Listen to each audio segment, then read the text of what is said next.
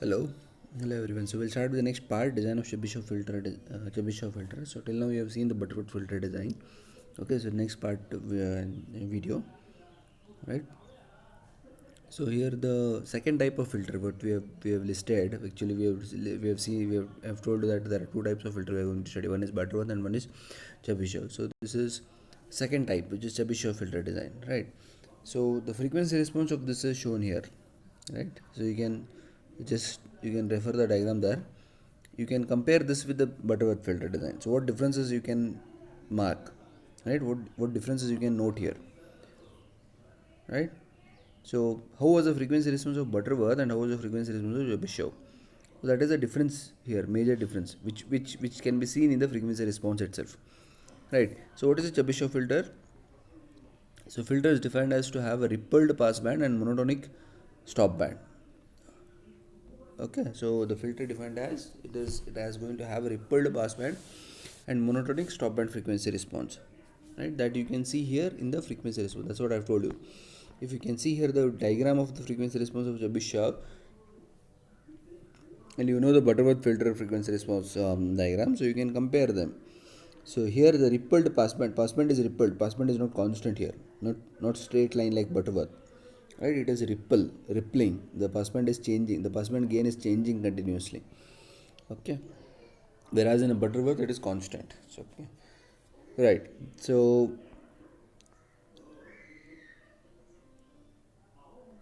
that you can see that there are two diagrams for frequency response. One is for n is equals to 3. We have written it as for n odd, right? And for n even. What is n? It is order of the filter. So when order is even and order is odd, the frequency response also differs. That we have shown here.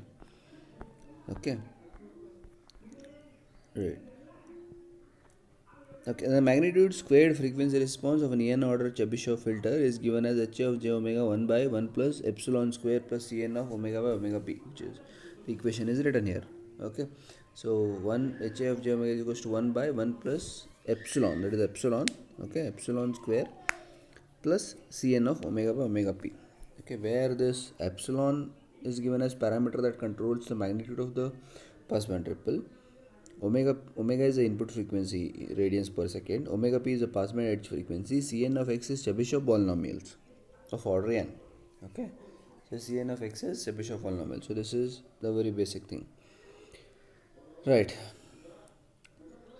So we can see that the passband gain is rippling here. In the passband, the gain is ripples, right? So passband gain varies. So in this filter, the total number of minimas and maximas define the order of the filter.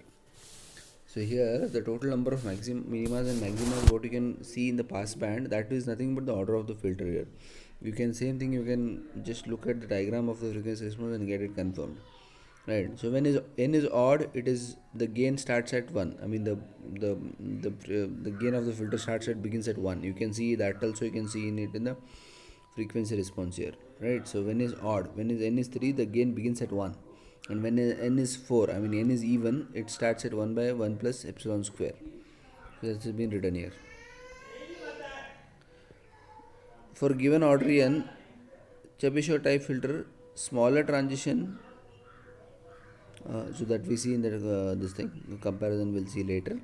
Okay, Chebyshev polynomials is given as Cn of x equals to cos of n cos inverse x, cos hyper when x mod x is less than 1, and when is mod x is greater than 1, cos hyperbolic of n cos hyperbolic inverse of x.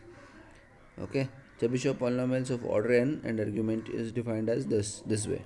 That we'll see in detail, that is in the design part. Okay, we'll not bother here much. So this is defined. Now there is a comparison between this Chebyshev and Butterworth filter, right? So before we go to the actual design, we just see some differences in both the filters. So here the passband is steady, constant. I mean throughout this thing, and here it is rippled passband. The first difference. Magnitude squared response is given as h of j omega square 1 by 1 plus omega by omega c raised to 2n. Magnitude response of the Chebyshev is 1 by 1 plus epsilon square cn of square omega by omega p. Right. In Butterworth, two n poles Butterworth filter lie on the circle in the S plane. Here the two end poles of the Chebyshev type 1 filter lie on the ellipse of the S-plane. So there is a Butterworth filter lies on unit circle, the poles lies on unit circle, but here it is lies on the ellipse. Okay, for a given order n, Butterworth filter has wider transition band, whereas a given order n, the Butterworth filter, Chebyshev filter has a smaller transition band. That's what that point is written earlier there. I told I'll explain you in this differences.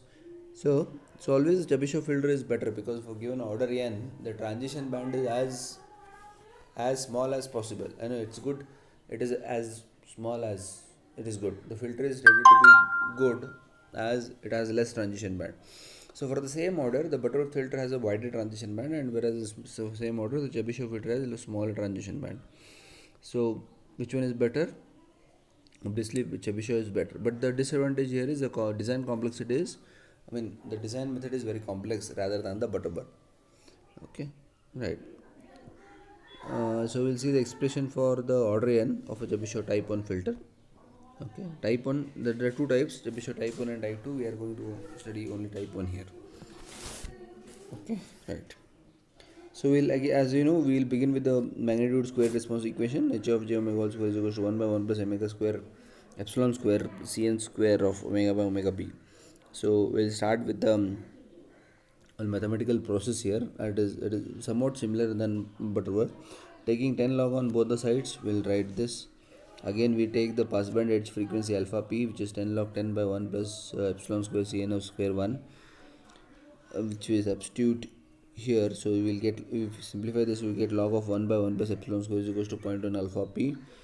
So all this mathematical simplification to get the value of this epsilon. Okay, so this epsilon comes to be as under root of 10 raised to minus 0.1 alpha p minus 1. So read this equation number 1. So same thing we have to do with the stop band edge frequency omega is equals to omega s. So this is all mathematical simplification, wherein we end up with the order n equation. If you substitute this as omega is equals to omega s, right? Stop band edge specification is nothing but omega is equals to omega s. So when we are in stop band, this thing, so here we substitute omega is equals to omega s. So this becomes omega s by omega p, and this omega s by omega p is greater than 1. So that's why I write like cn square of omega s by omega p is equals to cos square of hyperbolic n cos hyperbolic inverse by omega s by omega p. So you equate for alpha s, rearrange this equation as this. So all this mathematical simplification you can refer, every step has been written here.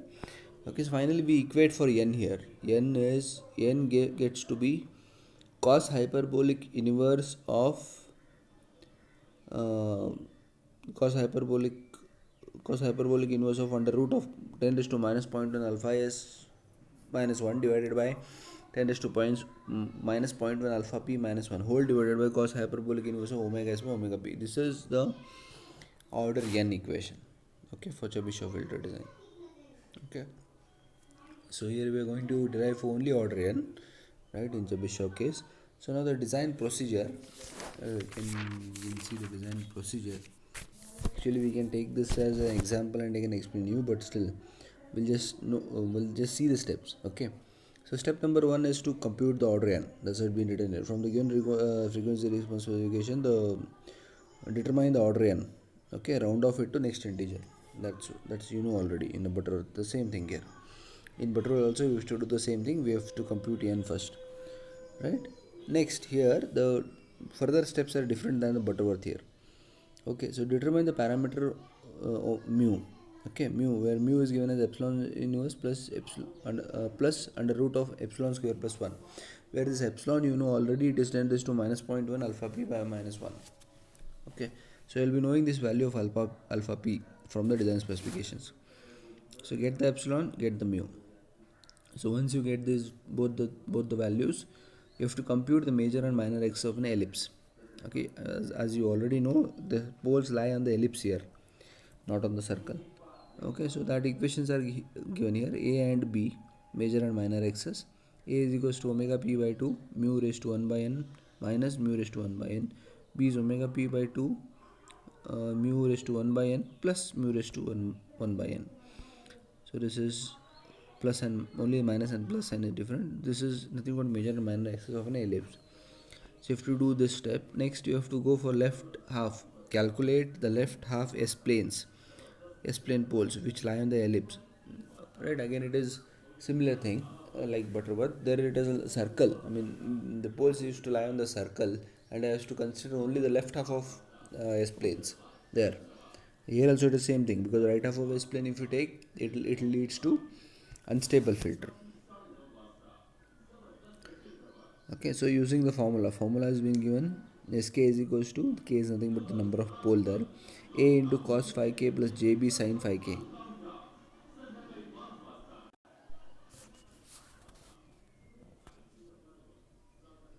Okay, alright, where this phi k is given as phi k is equals to 5 by 2 plus 2k minus 1 into 5 by 2n. Okay, k is equals to 1 2 3.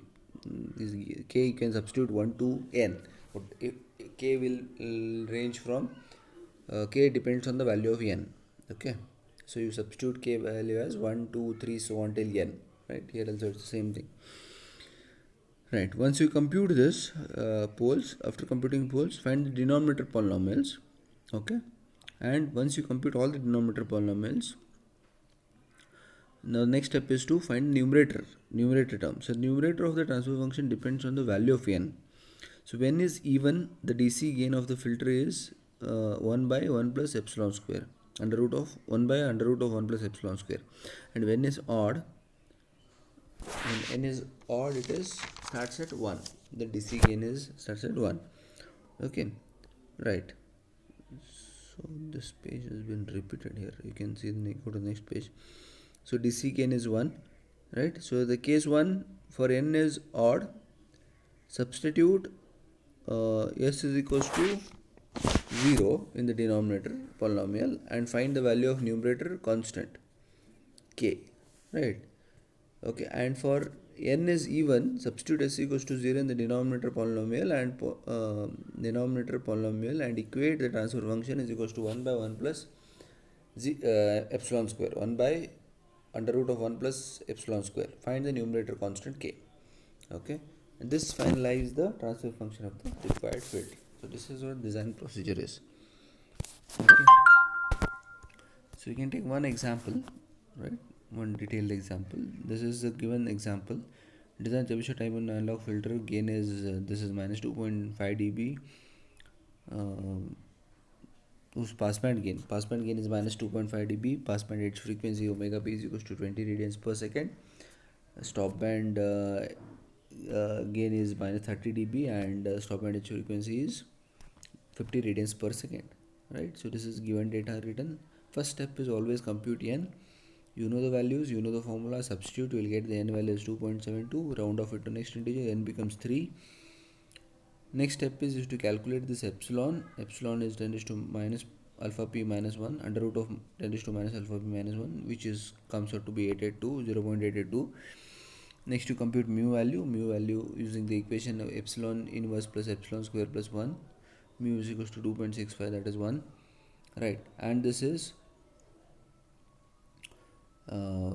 next step is to compute the major and minor axis of the ellipse. So a and b you have to compute. That formula you know, omega p by 2 mu raised to 1 by n minus mu raised to 1 by n, and for minor axis it is omega p by 2 mu raised to 1 by n plus mu raised to 1 by n. Right, so once you know all this, find the pole. Kth pole is given as sk. You know the equation, sk is equals to a cos phi k plus jb sin phi k, jb sin phi k. Correct? Okay, right.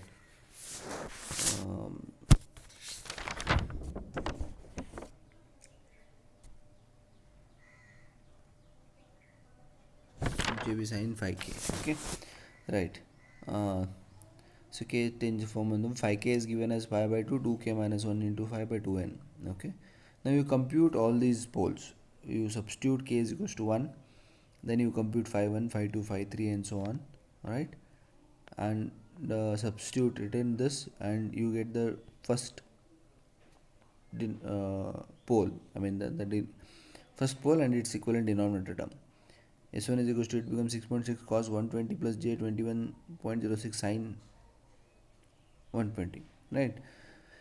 So if you simplify this and write minus 3.3 plus j 18.23, corresponding denominator term becomes s plus 3.3 plus j 18.23. Likewise, you have to compute s through s3. There are three poles, so you have to compute all three poles and its equivalent denominator terms, right? The expected transfer function. Why I am writing expected? Because still I have to compute the numerator term. So I'll write numerator term as just k. So expected transfer function is s3 of s. 3 is order here. h3 of s equals to k divided by s plus this the denominator term, so it is s plus 6.6, s minus 3.3 plus j 18.23, s minus 3.3 plus j 18.25, and so on, right? So it is simplified and you can write it like this: s plus 6.6 s square plus 6.6 s plus 343.2. Okay, now the order is n is equals to 3. The order we know it is odd, so when n is odd it should be equated to 1. So h of s, substitute s equals to 0, equated to 1. So if you equate, you get the value of k here. Substitute s equals to 0 and everything you equate to 1, so you get the value of k. You have to compute the value of k, that's it, nothing else. So if you equate all s equals to 0, the denominator term something like this, which is nothing but this. So you simplify this, you get the value of k as 6.6 into 3.432. So whatever value you get, if multiplying, you write that in the place of numerator, and denominator remains as it is. So this is your final transfer function of Chebyshev filter. Okay, right. So this is what the design procedure and this thing order how to procedure as well as one example. Okay, right. So we'll continue the next part in the next video.